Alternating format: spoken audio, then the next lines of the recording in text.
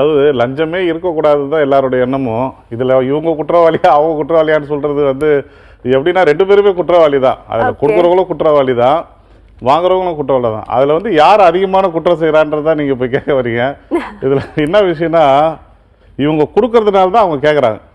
இவங்க கொடுக்கறத நிறுத்தினா கண்டிப்பாக அவங்க வந்து கேட்குறத அவாய்ட் பண்ண வேண்டியதாக சூழ்நிலை தான் வரும். எதுக்கு கொடுக்கணும்? எல்லாருக்குமே இந்த விழிப்புணர்வு இருக்கணுங்க. அரசாங்கம் வந்து உங்களுக்காக தான் செயல்படுது. உங்களுடைய வரிப்பணத்தை வாங்கி தான் ஒவ்வொரு அதிகாரிகளும் சம்பளத்தை வாங்கிட்டு இருக்கிறாங்க. உங்கள் பணம் அது.